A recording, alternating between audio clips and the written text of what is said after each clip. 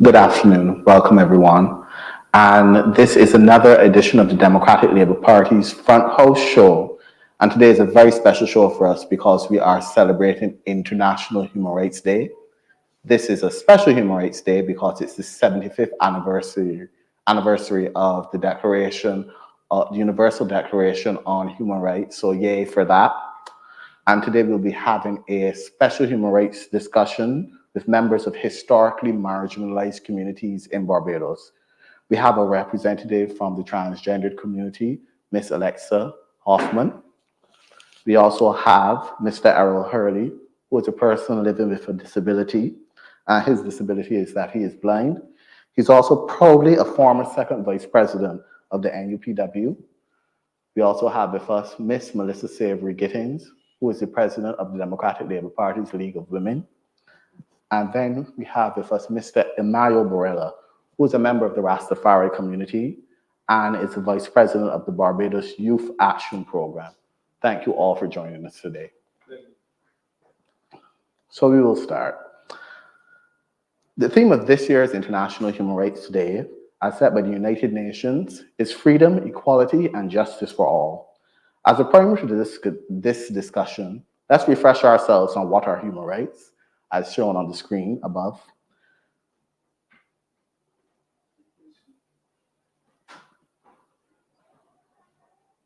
So what are human rights? Human rights are rights inherent to all human beings, regardless of race, sex, nationality, ethnicity, language, religion, or any other status. Human rights include the right to liberty, the right to life, freedom from slavery and torture, freedom of opinion and expression, the right to work and education, and many more. Everyone is entitled to these rights without discrimination. In Barbados, in the context of Barbados, where can we find our human rights? The first place you can look for your human rights protections are in the Constitution of Barbados, specifically Chapter 3, the protection of fundamental rights and freedoms.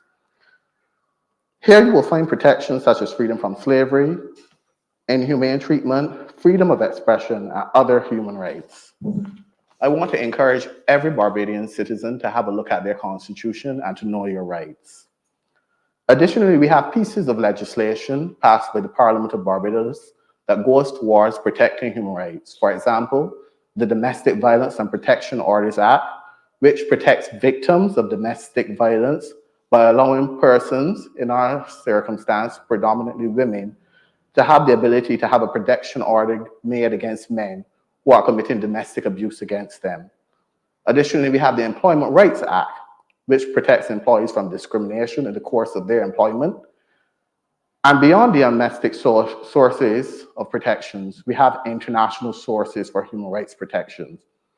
This was born out of the genesis of the Universal Declaration of Human Rights, and now we have 9 core human rights treaties, including the International Covenant on Civil and Political Rights, which I think is the most well-known human rights treaty. And the most recently passed human rights treaty is the International Convention on the Rights of Persons with Disabilities, which is very, very important for the persons living with disabilities and is one of the most progressive international human rights treaties. Additionally, moving on, we have certain groups in the context of Barbadian society and all over the world, in fact, that are most vulnerable to human rights abuses. In Barbados, this includes members of the Rastafarian community, women, children, persons living with disabilities, LGBTQ plus individuals, religious minorities, racial minorities, and persons living with HIV and AIDS.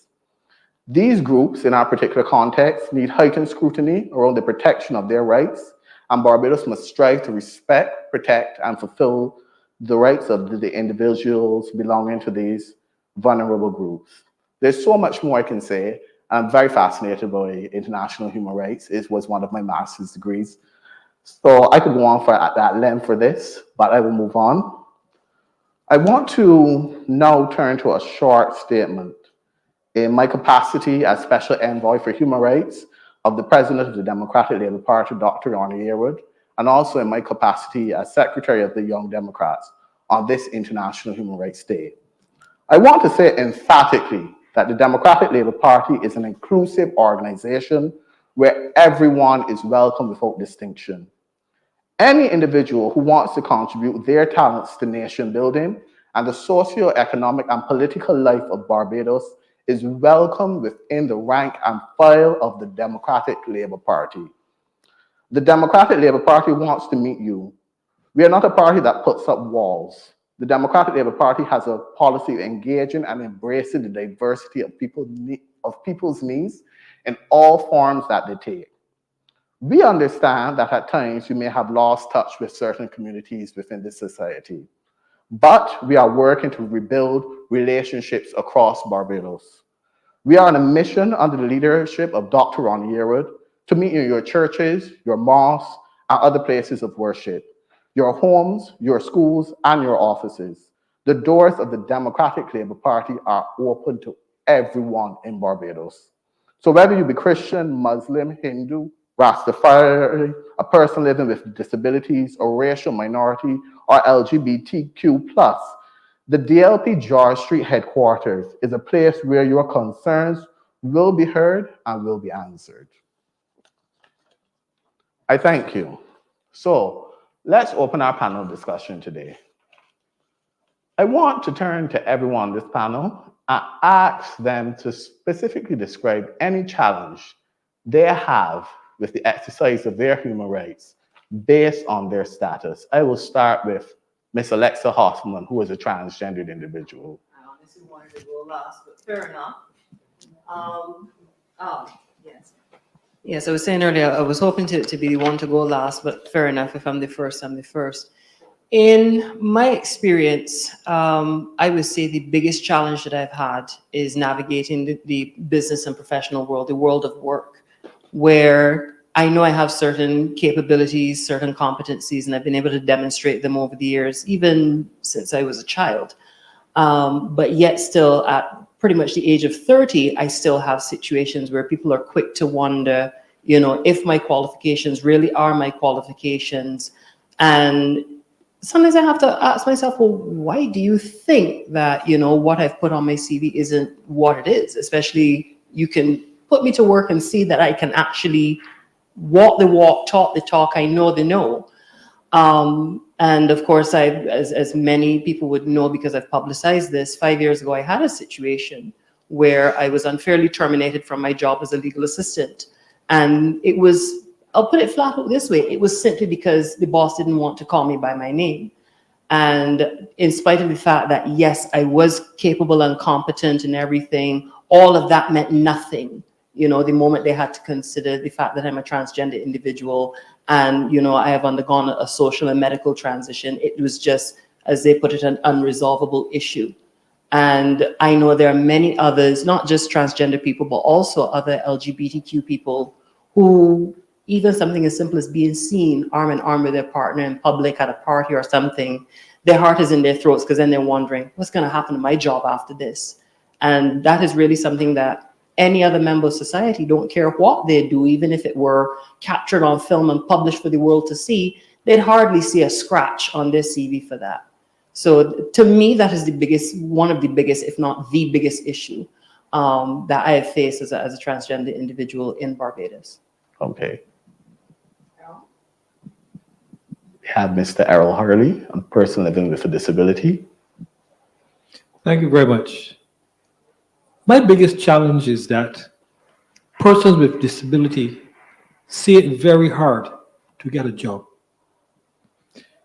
In Barbados, people think that because you have a disability, that you're incapable of doing proper work and work that is to a very high standard. And there are businesses in Barbados that are not equipped for persons with disability to get to and from the office.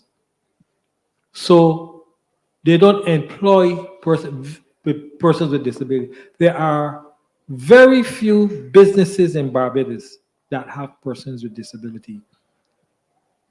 There's one lady who works at the Ministry of Elder Affairs. She has a disability, and there's one who works with the corporate affairs department. But outside of that, you don't have people with disabilities being accepted in the society the way they should. Your own neighbors look at you as if you're the scum of the earth. You know, when I had my vision and I could see, I had a lot of friends.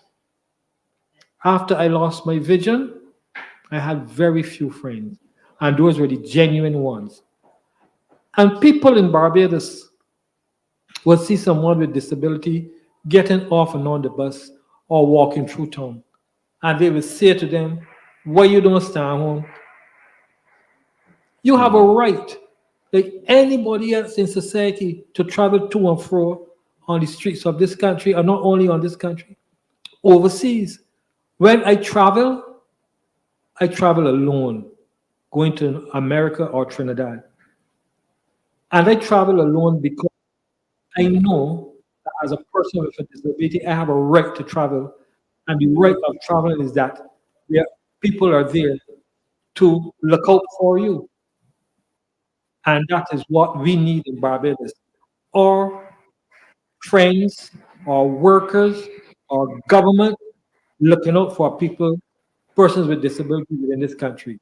And it's a sad state that persons with disability are treated in this country. Thank you. That's a very moving testimony. Heartbreaking at times, but very moving as well. Thank you. We have Melissa here representing Barbados and specifically Democratic Labour Party. Even we- Our young people, yes. Our young people, young too. people. And when you asked the question earlier, I started should I answer it? And the first thing that came to my mind was, and one of the biggest challenges I had experienced over time, because people think you're too young to know certain things, so you can't know the hard way when it comes to your opinion, or why should they even regard your opinion as something that's knowledgeable because you don't come to town, so you could know something, right? That was one. But then as a woman, I started to reflect on the 16 days of activism has started working on which is actual Human Rights Day.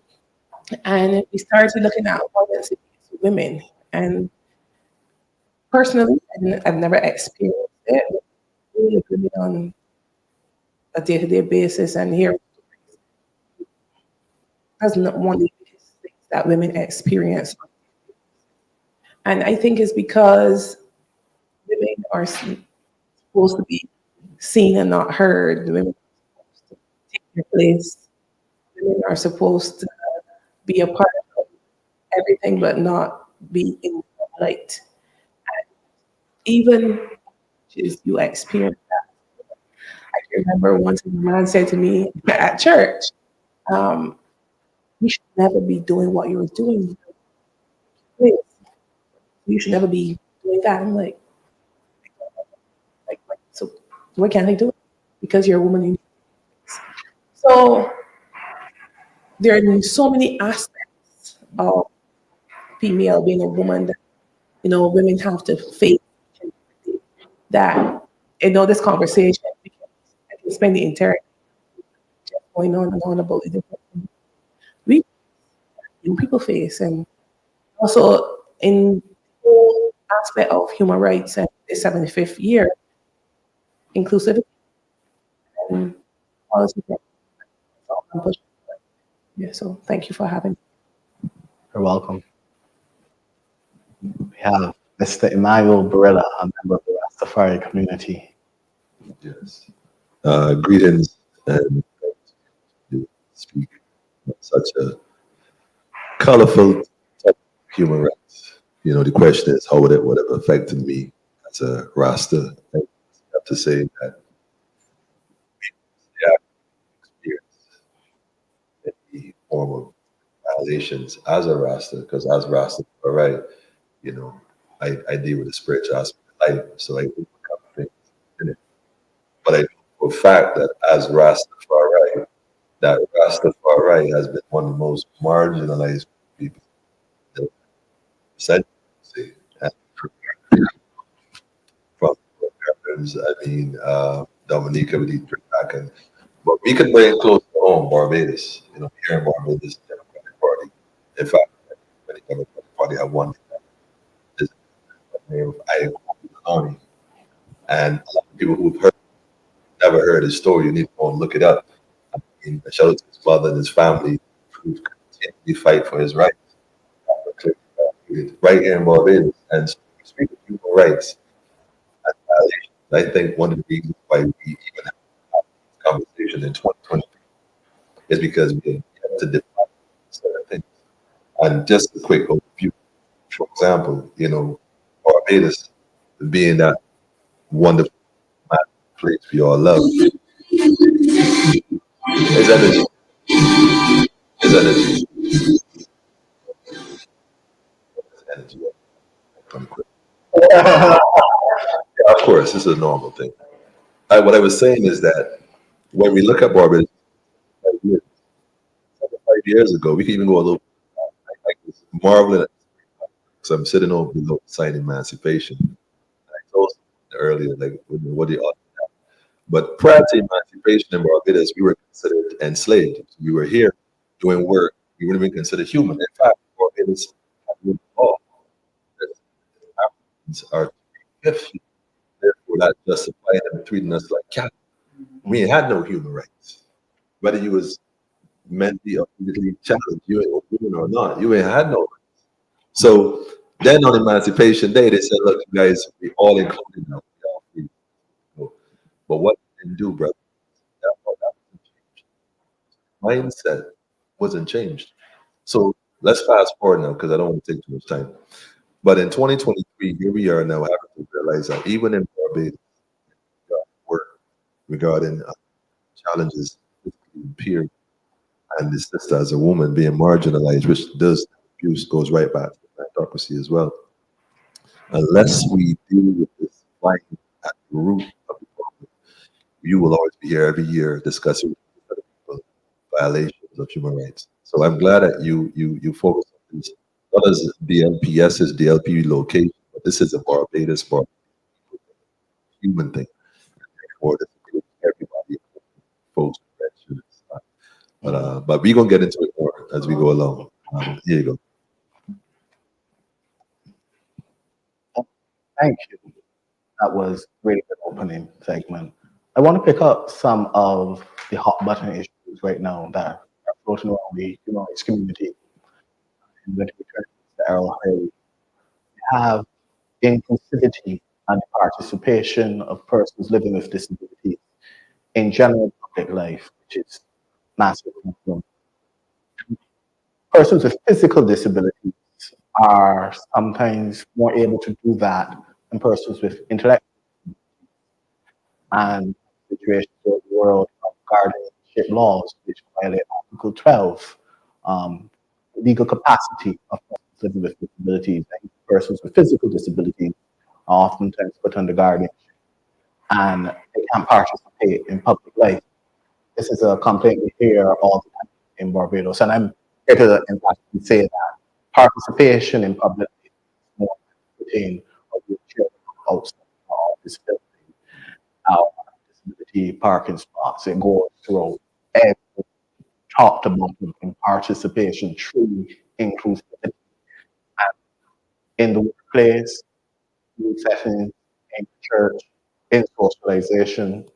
So, Mr. Hurley, I want to ask you, do you think Barbados is headed in the right direction? And what suggestions do you give to better incorporate persons with disabilities into socio-economic and political life of Barbados? Well, there is a committee set up that is headed by Mr. Jason, who are looking into the rights of persons with disability. But I was invited to sit on that committee, and I don't pull no punch. Mm. I actually refused because I don't think they were heading in the right direction that I think they should go. And, I have a straight up front person I just tell you as it is. And if you don't like me, I'm sorry for you. Tell it as it is. So I did not want. I think the first thing we have to do is to make sure that persons with disabilities are seated on every board that they have in Barbados. Be it the schools board, the board at national, the board at the insurance corporation. This person with disability should be represented on all of those boards, because you that don't have a disability cannot choose for me that have a disability. I have to be able to sit down and put my point before you and argue my point so that it can get over to you to see where I'm coming from. So my major thing is that all statutory boards, well, they had it in the Senate before, but I would love to see a person with a disability in a seat in Parliament. Then we would be able to say persons with disability are being recognized. And the person that has the person who can go into their constituency and let the people of that constituency know, because they might have multiple sclerosis, my senior graphics, or I might be blind, that doesn't mean that I can't represent you properly in the House of Parliament. House of Parliament representation don't mean that you have to be a university graduate with a degree to represent somebody. Representation in the House of Parliament is common sense. And common sense comes, it's always common. Education. You have people that went to not a school like Harrison College and Commonwealth School, like me that went Parkinson University, the Pine. And I can represent myself in any sort of forum at all. Because you know why? The training that you had as a child. And then after being in the disabled community, you know, no pun intended, but after I lost my sight, my spiritual eyes open. And I get to see a lot of things that were happening to persons with disability that you'd never recognize when you have your sight. You know, you overlook certain things that, boy, I can go on. You know, I mean, abuse. They have persons with disability that their family abuse them,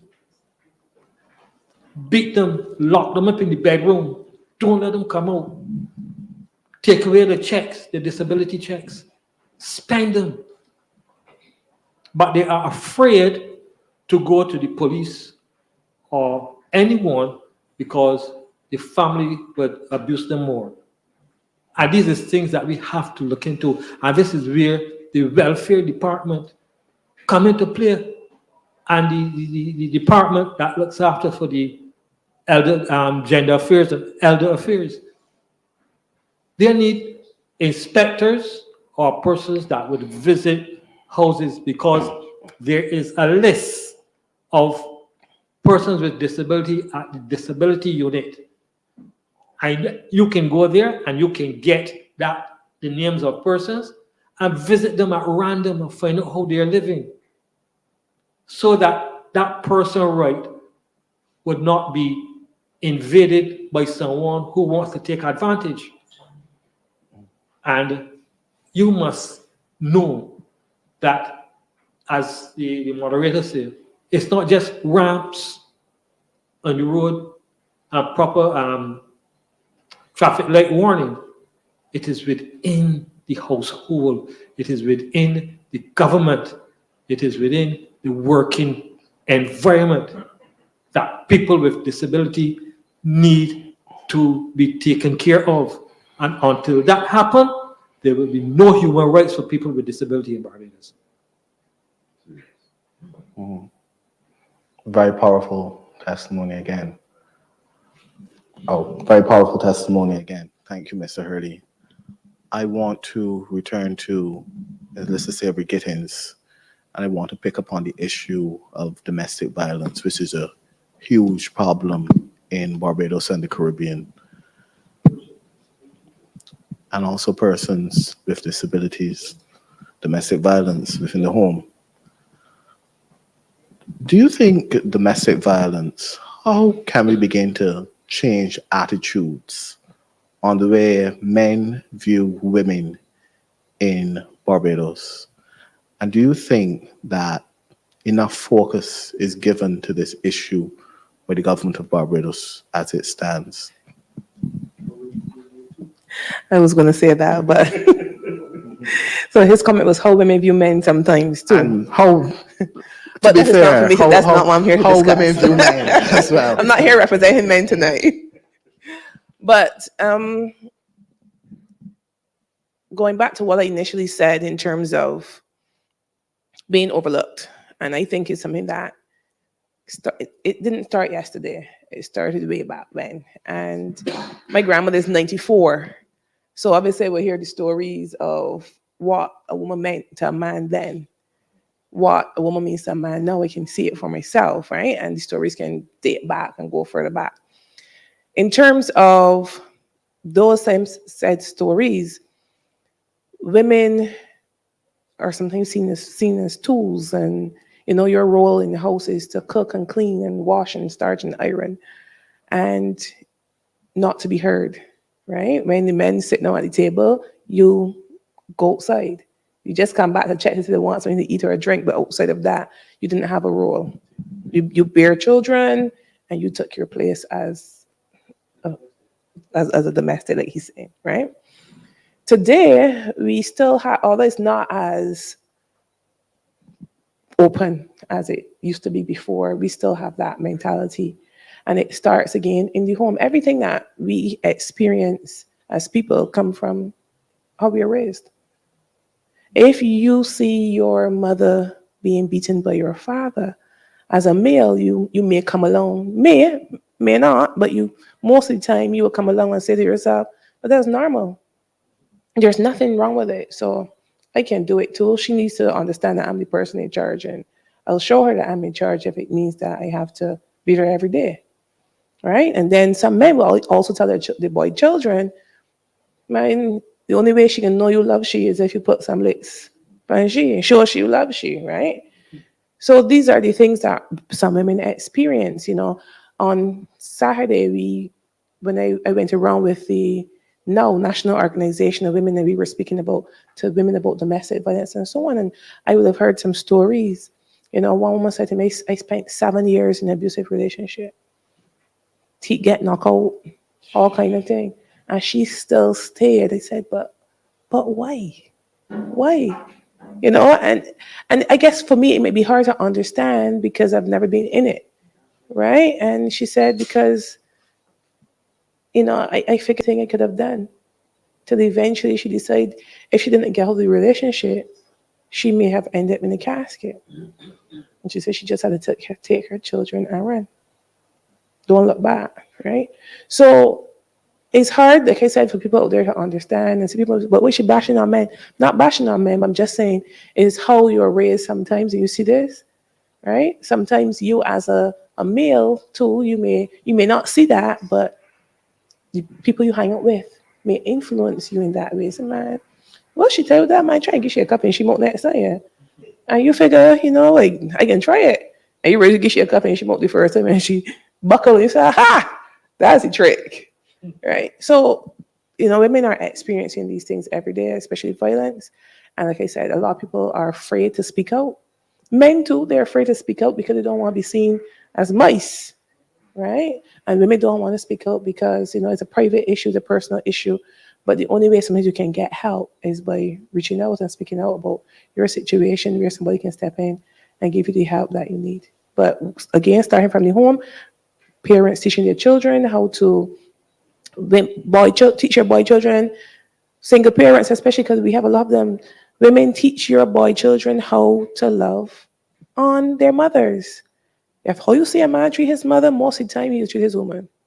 Teach your boy children how to love on the women, how to love them, how to show them respect, and the kind of respect that they want, so that it can continue to generate. Thank you. I just want to comment briefly. Domestic violence is a form of discrimination against women. It's been held this way by the International Committee on the Elimination of All Forms of Discrimination against Women.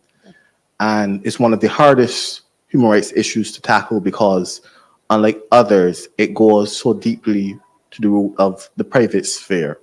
So laws and legislation, it's not enough to tackle domestic violence. I want to emphasize that every country in the world has the obligation to prevent, prosecute, and punish domestic violence. The prevention is one of the challenges because that goes to the core of changing societal norms and values and thinkings around women. It's so odd that Barbados is a matrifocal society where women are seen as the head of the household, but domestic violence is still a huge issue. Even though women are seen as leaders of the household, they're still subject to abuse from their male partners. I want to make the call to the government of Barbados to begin implementing programs from primary school to educate persons around gender stereotypes and teaching men to value women and to respect women and to see women as their equal, to realize that girls have the right to education, they're just as smart, just as talented, they deserve the same opportunities in life as boys. I know very much growing up in primary school, there were definitive stereotypes that a girl had to play with dollies and make cake and home economics in school. That's one I really hate. But she can't. Clothing and textiles. Clothing and textiles. Clothing and textiles, but she can't go take technical drawing to enhance her scientific mind and become an engineer or a scientist. And just to add to that, in terms of, you were saying earlier that although women are seen as the head of the household, that they still have the issues. And it's because they may be the head of the household in terms of running things in the house, but who bring home the bacon? What kind of job he has versus what kind of job you have. Because if you're just getting children all the time and not being able to go there and fully educate yourself where you can get that kind of job where you can control the money, then you may be subject again to that kind of environment. So it boils back down again to education. You have a lot of work to do on this issue. Yes. I'm turning to Mr. Emmanuel Barilla now, a member of the Rastafari community, which is one of the most misunderstood communities in Barbados and throughout the world about what it means to be Rasta. We had the Dread Act, one of the most discriminatory pieces of legislation ever passed throughout the Caribbean region that victimized so many dreadlocked men and Rastafari men.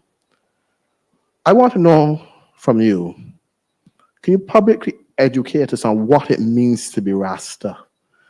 And what do you want to see society do to better include Rastas and to make Rastafari a normal, accepted religion? It is a religion, but so many people view it as a fringe cult or a sect. I'm here to say it's not. It is a legitimate, credible, and valid religion. Yeah, that's loaded. Okay, put on your seatbelt. It's going to be a little ride. Well, first, let me say that there are certain aspects of Rastafari as a practice culture that is viewed as a religion. However, Rastafari is a way of life. Rastafari is life. It's a liberty. And so when people would have, in the earlier days, would have seen individuals who would have promoted and present themselves as Rasta, the system or the establishment would have gone out of its way in different ways of propaganda to marginalize deliberately. Because for the most part, the individual who identifies as Rasta by hailing Haile Selassie first as his king and his God connects with a past that they would hope we would forget. Now, let me just tie it together and I bring it full circle. We talk about discrimination in the workplace. The brother talked about his disabilities physically and the abuse he endures, and the sister talked about domestic violence. The thing is that as African people in our culture, it wasn't separate. We took care of our people. We took care of the elders and those who were disabled. They never had an issue. We never had an issue with women in domestic violence because we understood and we knew clearly that the woman is directly connected to the spiritual realm where we all come from. In fact, she is the portal. So there was no disrespect placed towards her, but we find that post-colonial. So my question is, who taught us to disrespect the woman? Where did that start? Who taught us to disrespect the elders and those with physical challenges, which we now call disabilities? Rastafari, the teachers of His Majesty, points in caring for each other, points in caring for the community, points in doing what's right within the system. Because the reality is, the system is the system. It's set. We already know that. I'm not here to fight the system. The system is what it is. What we're here to do as Rasta is to live our life according to the teachings of His Majesty, which is about us.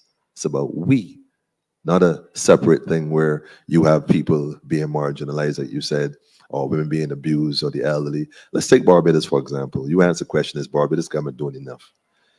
The truth and the fact is domestic violence is rooted in the church. If you think about it, the Bible that we all taught as Christian society, where's the woman in the Bible? Where is she? And if she's even shown, she's shown as a harlot. She's shown as she should be quiet. She should be all the different stereotypes right in the Bible. And by the way, this is not a hit at the church or the Bible. That's not what it says. I'm simply saying that it's learned behavior. And when we talk about having programs to change these ideas, we also got to realize that every aspect of the society, from the church to the schools, especially the schools, we have to really start looking at ways to re-educate the people. We have to unlearn so much that we have been taught that we still hold on to. So it's not even about who's bringing in the bacon. Well, for me, it wouldn't be the bacon, it would be who bringing in the item. What I'm saying is that the family has to be restored. The family values has to be restored in order to resolve a lot of the issues we find that we are facing, especially as a people. Because although we could have different marginalized groups within a society, the reality is the African man is the most marginalized being in the entire world.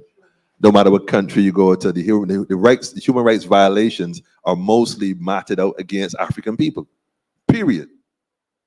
So the reason why that happens is because you can't go and do that to Chinese government army come for you. You can't do that with the people down in Iran or the Palestinians at this point, because you pick one, you picking all.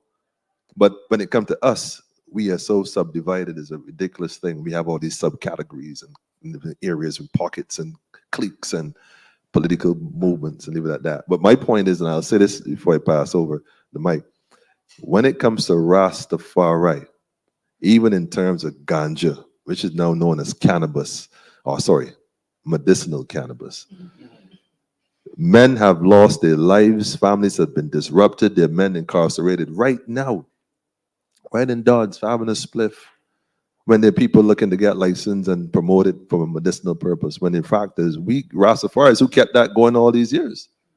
And even in Barbados now, I still can't grow some plants at my house, which is funny. But what I'm saying is that society needs to be re-educated on a lot of things. And although I could say, yes, folk Rasta has been also marginalized significantly, the reality is it's a we thing.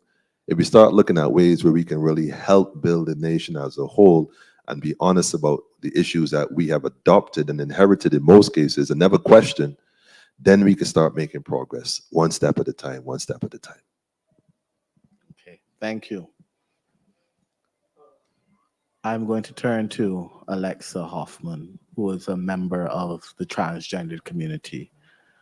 And this is an issue the last few weeks that has been given a lot of attention in the media. Mm-hmm. It is a very controversial subject, the rights of persons who are LGBTQ+. Now, I'm not here to say I'm here to say, first of all, that we shouldn't judge anyone. Even if you don't understand it, Barbados is a place where, as we sit here, it has a constitution, it guarantees the right of freedom from freedom from discrimination. Also, I want to emphasize the fact that recently we had a High Court ruling in the Renee Holder McLean Ramirez case, which decriminalized same-sex intimacy. So that's no longer an issue. It's no longer illegal in Barbados. And that, going back to Mr. Emilio Barilla's point, a lot of these things are relics of colonialism. And that was the Buggery law and same-sex intimacy criminalization laws were a relic of colonial era. And the British have moved past this, but we clung so tightly to it. I want you to explain to us, what would you like to see the average man in the street? How would you like them to see them treat you when you are in public? I've known and followed your story for a number of years, the derogatory slurs that you've been a victim of, the cruelty many times. I remember once another transgendered individual, I had to represent them before the police complaints tribunal. That was another protracted case. Mm-hmm. What do you really want to let the public know about what it means to be a transgendered individual? And how would you like to be, how do you want to be treated by persons in Barbados? Mm-hmm. Well, let me start with the question of what it means to be transgender. Because there is a lot of confusion and totally avoidable confusion, in my opinion, on the subject. Speaking for myself, as long as I can remember, quite seriously, my entire life, and as I said, I'm about 30, I turn 30 tomorrow, I have always held a sexual and gender identity of being feminine, female, irrespective of what I may see in the mirror, irrespective of what may be on my ID card. When I look in the mirror and I look at myself and I, introspect myself and I reflect on who I am, it is always through a very feminine lens. And there has been little to nothing that could really make a dent in changing that. And I wouldn't want it changed for anything. I have understood that is me. That's how I see myself. And I present myself to the world as such. And in turn, my expectation of society is, even if you have a problem with understanding divergent gender identity and expression, at the very least, treat me with the same respect I would treat you. So whether it is, if say I'm working in an office, you come in and you need my assistance, the same way how I will render you my assistance to the best of my ability. When the shoe is on the other foot and I come into the office, render the best assistance that you possibly can to me. If it is that we're waiting in line, if I say, can you hold my space for a moment? I need to just pop back. Simple politeness. Respect costs you nothing. It doesn't have to be, and I don't see it as any undue hardship or any unreasonable demand to expect that from others. In fact, I was raised in a very pluralistic world. And what I mean by that is I have come across people from all walks of life, in terms of from different countries, different cultures, and so on. And I was always taught, with each person that you come across, treat them with the same respect that you would treat your mother, your father, your siblings, your aunts, your nephews, cousins, whomever. Same respect you'd treat your family, you'd want them to treat you with, treat the stranger that you come across. Even if it is that they behave in the most out of hand fashion. I mean, now as an adult, I decide, well, I can flip a coin and decide what kind of treatment you get at that point. But my default is, even if it is that you come at me sideways, you come at me in a backhanded manner, I'm still going to give you the benefit of the doubt and dismiss it as, okay, you're having a bad day. I am not going to add to that by being, untoward towards you in the way that you were towards me. So that is really to answer those two questions that you would have brought up. And also I want to touch and add on to what Melissa and Errol would have said in terms of prejudices being a homegrown, it's a learned something.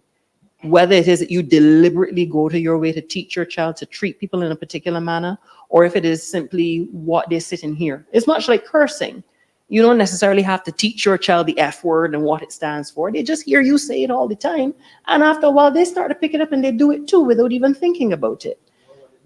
Exactly. And they may not even have a clue as to what the words are coming out of their mouth. Likewise, if they see you every time you see, a trans woman walking down the road, an openly gay man with a handbag, or whatnot walking down the road, and the first thing out of your mouth is, to flirt with the invective and you're screaming and shouting or even picking up something to throw at them, or you want to charge at them with a weapon or something like that, the child is going to sit there and figure, oh, well, anytime I see somebody like that, I guess I have to behave the same way too. And that, unfortunately, is how we end up with cultures of bullying in schools.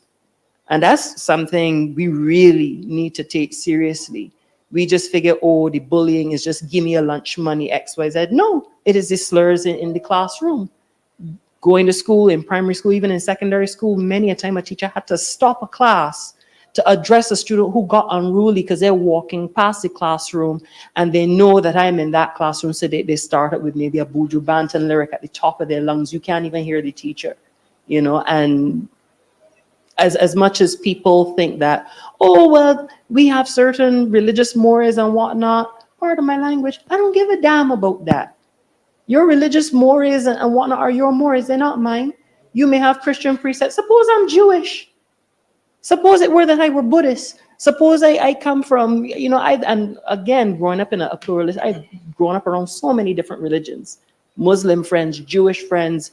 I was Christian, Anglican, and at one point studied with the Jehovah's Witnesses. I have come across so many different backgrounds, whether by myself or through interacting with others.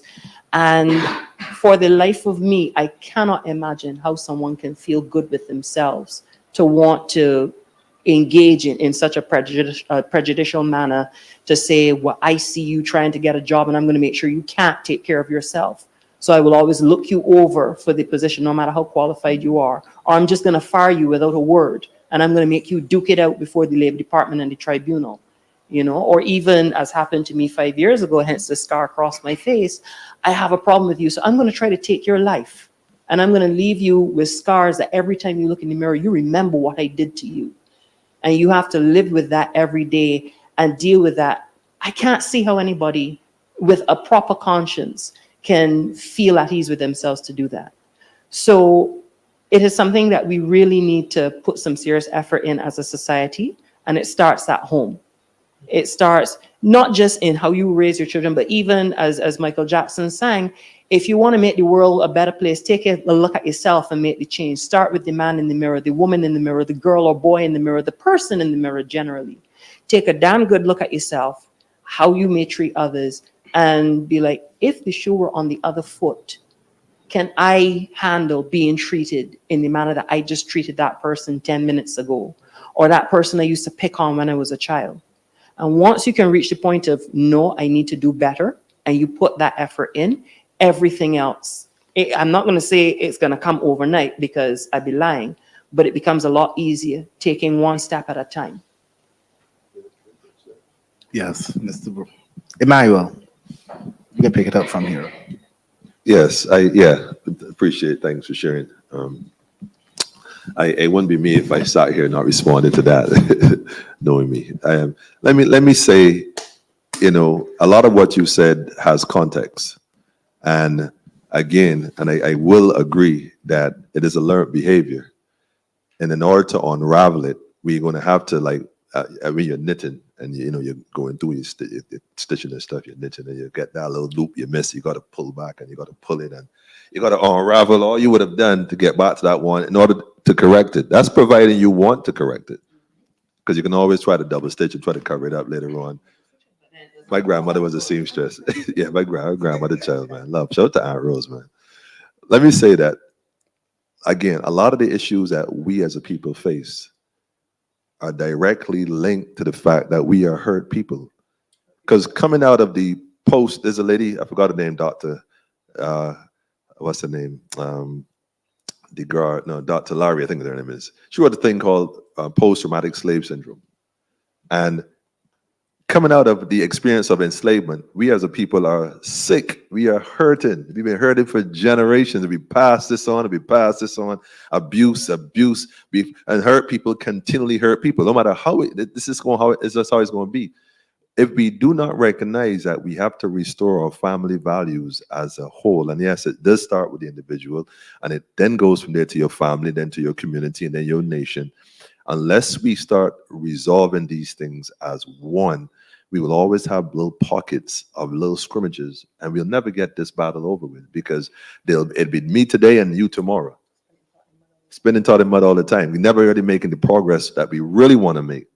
So holistically is the way we deal with this. Now, just to touch this briefly, and it's very delicate, so I'm going to tiptoe. There's such a thing as a feminine male. There's a masculine man and there's a feminine man. And that's just a reality. All men are not alpha masculine men. There's some men who are a bit feminine.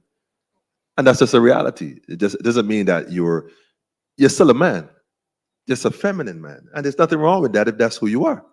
Now, for someone in society to look at you and marginalize you and insult you and all this other stuff, that's their ignorance. That's nothing to do with you. But if you accept the insults and the slurs, well, I suppose, yes, it can be psychologically have an effect on you, because, of course, that you call bullying, and how somebody, in terms of your own esteem, how you see yourself. Because people say all kinds of stuff about me all the time. It's not what they call you, it's what you answer to. And you got to start rebuilding, like you said again, I must commend you for that. It's about self, man. You got to know yourself. And once we get to the point where we can recognize as a people who are divinely connected with this land, the earth, and we have been damaged and hurt for centuries, unless we start healing from the core and then the family restoring those values, we will always have these challenges while everybody else is making progress going on. Because you look at society as a whole, you don't see they may have issues, but from a family standpoint, when we look at it, who are the most marginalized always? It's always us again. I mean, literally, it's always us. No matter where we go, we see that. You look at the Palestinians right now, not to bring it up, but to bring it up. We could talk a lot about Palestinians right now and the Israeli territory that they're currently occupying prior to them coming there in 1940, whenever year it was, 7 or 8. Because prior to the Israeli and prior to the Palestinians as we know it now, it was us. You know, the Middle East is just Northeast Africa. The point is that we go so far back, but unless we start to look at how do we restore that which was taken, we will always have insults for each other, fight each other, disrespect for each other, women, men, adults, children, elderly. I saw an elderly video circulating a couple of days ago of some young men seemingly assaulted and taken. Again, where's that coming from?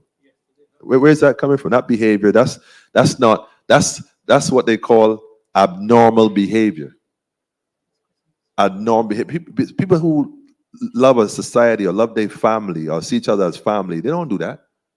That's considered abnormal. What are you doing? What are you doing? We don't practice like that. So I'm saying that a lot of these challenges when it comes to human rights, and like I said, I'm happy that you bring this topic to the conversation, because we talk about, yes, human rights, but what exactly are human rights? What's it really? I mean, we could read a book definition. Before they told us we had a human right, did we not know what our rights were? Did we not have a policy, a way of life that was striving for eons? So let's restore the first world order. Let's go back to the beginning. Let's see what we missed, where we went wrong in terms of our health. And that's another thing really quick. We can't heal as a people properly if we don't eat properly. If we eat sick food, we're going to become sicker people. And that's just a reality. You got to watch what you're eating. If we're talking about human rights and healing, we got to look at all these things. And to sum it up, education. Education. One of the biggest things about human rights is that you should never deprive a child or keep back a child from excelling to his capacity. The education system in Barbados is not designed, has never been designed, and is not in place to produce leaders. It's not broken. It's deliberately the way it is to produce servants for this plantocracy. They don't want free thinking people here. They don't want young women to be engineers, and that's a valid point. They don't want that. No, you're supposed to be domesticated, because at some point you have to serve. And the men, unless you are tamed well, you know, you're gonna have to sell Akis at the roundabout because we don't have no spot for you. And God forbid, well, not now so much because you can have locks in the system. But once upon a time, once upon a time, you get locks in the system. No, you're gonna have to shave that hair, big man. You're gonna get a Caesar. We all know who Caesar was, but we don't go down that road. The point I want to make before I pass off the mic is that family has to be restored, the family values, and that's how we deal with this human rights issue, not just in Barbados, but especially the Caribbean region, because you could pick anywhere in the world outside of Africa and probably South America, the Caribbean has been the most marginalized for as long as we can remember, sis, especially the women of the Caribbean. They have not even had their story told us yet, but it's coming because of platforms like this. And I want to thank you guys for that opportunity. Thank you. I want to say that sitting here and listening to everyone, you know, we all face the same thing. The Rastafari is discriminated. Women are discriminated. The disabled is discriminated. And the transgender is discriminated. And you know, the discrimination is that the people, as my brother here said, is not educated about what is happening. Right? Now, you have to think, because for children and people in this country to follow the right road and to know what to do have to come from the leadership of this country. The leadership of this country is not pushing the right thing. And we have to look into that. Now, what I would like Dr. Yearwood and the executive of this party to do is to set up a committee within the party. Now I'm talking about my discipline. Set up a committee in this party to look out for persons with disability and see what they can do to improve the lives of persons with disability when they win the next government. We have to start now with inside the party before election calls, so that when you get there, you already have the framework in position. And also for women and for different cultures in Barbados. Before I go, I want to say that I told this party at annual conference that this auditorium was built because Errol Barrow wanted a place for culture in this country, where people can come and express themselves in culture. And that is why this auditorium was built, because they had no place in Barbados for groups to come and perform. And that is why this auditorium was built. That was one of his passions. And we need to get that out there so that we can get back culture within the young people in Barbados, so they would know their destiny, where they come from, and where they want to go.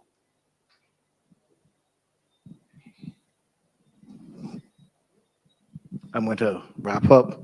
We've been going almost an hour now, but I want to turn to this year's international theme for Human Rights Day, which will be held on December the 10th, which will be officially commemorated on December the 10th, which is this Sunday. Freedom, equality, and justice for all. What does this mean for you, and what would this look like for you in Barbados? I will start with Emmanuel, then I'll turn to Melissa, Mr. Errol Hurley, and then I will close with Alexa. Yes, freedom, justice, and equality for all. Oh man, that sounds like a whole topic by itself. Well, and let's put it in a context then. Freedom, justice, and equality for all. You know, we talk of freedom, we talk of justice, we talk of equality. You know, although it sounds good as a theme, I don't even think the people who presented that as a theme fully even grasp what that really means. Because if you're going to deal with freedom, justice and equality, then there's a redress of grievance that is still pending with regards to reparation. Because there is still a redress of grievance, not true? And there's no discussion on how we're going to restore what was taken, restoration, and then reparation. So once we can have that conversation, then we could then really sit and talk about what that means in Barbados. So as a Rastafari, going back to Ayakobile Maloney again, and all who have endured discrimination at the hand of this government and any government in Barbados, reparation would begin at home then. I think that the governments of Barbados, all of them, owe Rastafari in Barbados a measure of freedom to exercise my rights in order to use my sacrament without prejudice or harassment. I think there's a level of justice that has not taken place yet. There's a lot of people who went missing. We ain't gonna call names, but I mentioned one already. And if we're gonna talk about equality, then wait a minute. As an individual who's recognized as indigenous by the International United Nations, then we want restoration, though, the land. We want our land, man. We want our land. We want land. We want the means to work those lands. The reparations would come in very handy in building our institutions, which is the school. Education is the biggest thing. Why can't we have the Rastafari school established? Shout out to the family in the Pine. I don't recall the name. The brother had passed away. He transitioned. But they had to fight to homeschool, which became the norm during COVID with no problem. We had to fight to get just to wear school at time, although there's no law in Barbados that say you have to cover your hair as a Rasta to go in school, but they insist that children cover their hair until recently because they want to allow other groups to come with their weave. Let me talk it, man. If we're going to be truthful, let's be truthful. What I'm saying is that what it means to me as an individual who is a Rastafari and I identify as such, it means that there's things that have not even begun to be discussed. And it's not even about sacrament and marijuana, what they, not even about ganja. This is way bigger than that. We should have our health institutions to take care of our people. We should have our own financial institutions. There's so much that needs to be restored. So freedom, justice, and equality for all those listening who's promoting and advocating for human rights.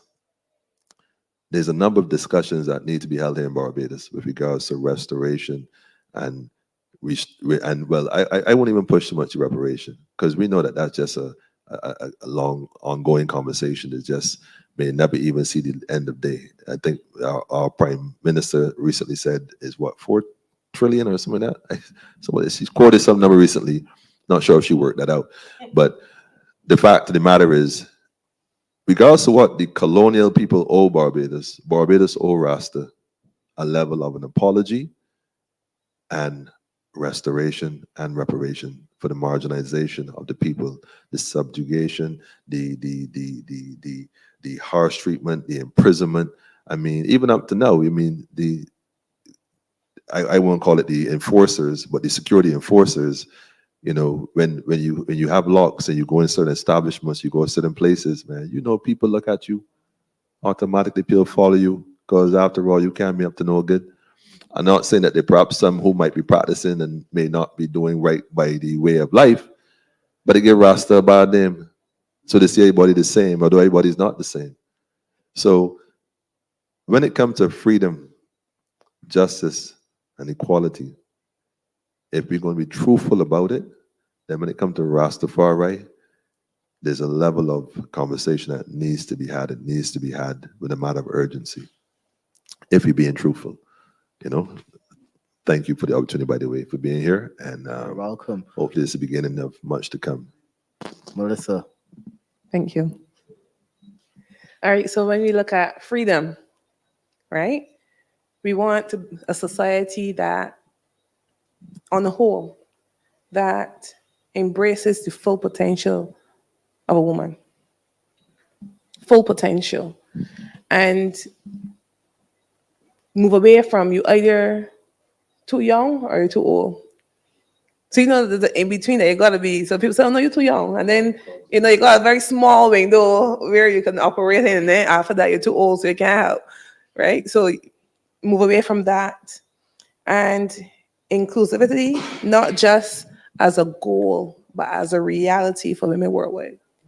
Because in Barbados, again, we we just look at ourselves. But if we look at worldwide, there's women still struggling in the basic things that we have freedom in here and that we take for granted. And I think that all people in Barbados should be able to travel the world, even go to one other country to realize what we have here in Barbados. Many people don't realize what we have. And I would say freedom, free from discrimination, violence, and prejudice for all women. That's me in a nutshell. Over to you. Mr. Errol Hurley. When I heard the topic, I laughed within myself. Freedom. Let me go to the United States. You remember a law was just passed in the United States that a woman can't have an abortion if it is to kill her. Now you imagine that? That is taking away your rights. You know, I heard in the news this morning of a lady in Texas, and her name is Cox too, that went to the High Court to get it passed that she can go and get her abortion because it is threatening her health. And you know, the governor of Texas said that if any doctor at all do the operation, he's going to make sure that they get 99 years in prison. You imagine that? And that is what we have to go through, right? And that is why we in Barbados should be happy with what little we have. Because I can't say we have a big lot. What little rights we have here. Because Black people and Hispanics and Jews that live in the United States, their rights are being trampled on morning, noon, and night. It's being taken away from them by the radical left. Sorry, the radical right. Lord Joe Biden, forgive me. The radical right in the United States want to take away the rights from all Americans who don't support Trump. And that is what we have to live with. And whenever America sneezes, we catch the cold down here. So whatever happened in America when it comes to human rights, Barbadians, look out. You never know, it might be in the pipeline coming down here too. But it just off Culpeper Island coming. You know, so we have to be very careful with what we do and how we look at things in this country. And I put it in a nutshell, we now have a lot of work to do to make human rights in this country something that we can be proud of. And I might dead and go along, and I can tell you, it ain't gonna get there yet because so much obstacles are in the way, blocking it. People here in Barbados are blocking things that should make us happy because they want it for their self-preservation and not for people who work for them or who live with them. Because children and adults are treated so disgraceful in this country. And we can talk all night here about it. But I want to leave this with you, that there was a situation with a person with a disability that family used to had them living in a shed in the yard because they didn't want their friends to see that they had a child with a disability. Had them living in the yard in a shed, bed and everything out there, and a TV. Could only come into the house when their friends gone. And that is a family that was doing that to their own. And that is why we have to educate people. Because I don't know if some of you remember when I was a boy growing up, children that were autism. You know what they used to call them? Mongols. Mongols. And they used to hide them in the house. But now, thank God, because of education within the disabled community by a lady by the name of Patricia Padmore Blackman, who is the president of the Association for Parents with Children with Disability, educating parents on how to handle their children. And I want to say kudos to her. And people are now being educated that bring out your children. Let them come out, let them play. Don't hide them. Don't hide persons with disability, children or adults. Bring them out. And all of you who have a family that have a person with a disability, let them come out and experience the free world. Thank you. Yes. Again, powerful points across the board here. In terms of freedom, justice, and equality for all, let me start on the equality part. For me, I personally think equality isn't the right word. It's more equity, the fairness of it. Because it is, when you say equality, yes, everybody gets everybody gets a chance and everybody gets the same thing. But it misses the important part of who needs how much. Who is getting enough, who is getting too much, who isn't getting enough. And I always think of that, it's a funny little infographic cartoon split in two with equality and equity, with the three people trying to see over the fence, and they each get crates to stand on. And in the case of equality, everybody gets one crate. There's someone who can already see over the fence and they don't need it. And there's a kid who, even with the one crate, still can't see over. But then with equity, the person who doesn't need a crate doesn't get one. The person who needs a crate but not a lot gets just enough that they can see over. And the person who's the shortest gets as many as is needed that they can see over and observe what's going on. So that is what comes to my mind when I think of equality for all. I more modify it to equity for all.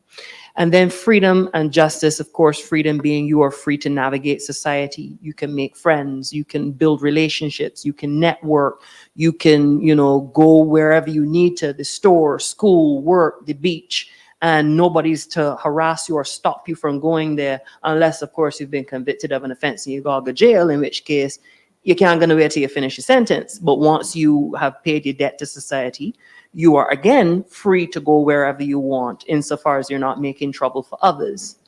And on that point, in terms of justice, being able to get adequate and timely justice. I remember reading a couple of weeks ago how a number of complaints are being made against judges before the Bar Association, because it is months, if not years, before cases are heard. Even I am having, some situations where it's been years since I would have filed my paperwork. The other side hasn't, submitted anything. And it's like pulling teeth just to try to get the powers that be to get a move on. Because as long as it is sitting there languishing, justice delayed is justice denied. And so it is important that, as we think about human rights, especially at this time of International Human Rights Day, and it's not just one day of the year, it's something that should be on our minds year round. Because in whatever, life has situations where our human rights come in. Life itself is a testament to our right to life, to be able to breathe and wait to see the next sunrise. And so for me as a transgender individual, being able to navigate society in any context, whether it is, again, work, school, housing, friendships, social life, whatever, being able to navigate that without undue interference. Let me emphasize that, undue interference. And if it is that someone does cause me interference or hardship, that I have the appropriate means to seek redress and I can seek it in a timely fashion. And that once I receive that redress, it is fair. It is not that I get to be as heavy-handed as I want and crush the person that ticked me off. And it's not that the other person gets a slap on the wrist and I'm here like, I went through all that for this. So being able to access my human rights and have them protected in the manner that they each need to be protected, depending on the situation and what is going on. So that's pretty much what comes to mind. Okay. I thank everyone for attending today. It's very useful, a very interesting discussion. I want to reemphasize that the Democratic Labour Party is here to listen to you. And this is only the beginning of this conversation we're going to be having across Barbados with all communities within Barbados. I want to mention Ms. Felicia Dujon, Mr. Matthew Thorne, members of the Democratic Labour Party, who assisted in organizing this event. They were supposed to be here today. Unfortunately, everyone is around the LP after a very busy week. We are sick or exhausted, and I am fighting through the cold myself. I'm so glad I came today. Yes, I'm really very happy with the turnout we had today and the responses. Also, I've been making notes of all of the suggestions that have been coming up as the Democratic Labour Party is the government in waiting. So we've made notes of your suggestions.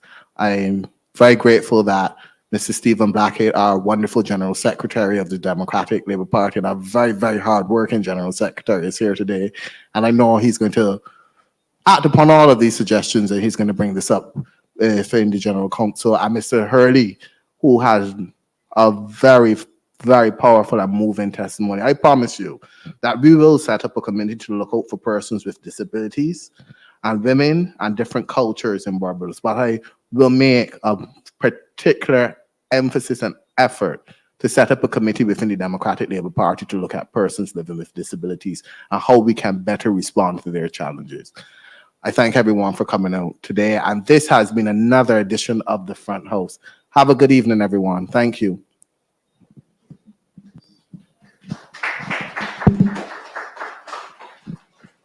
I wanted to say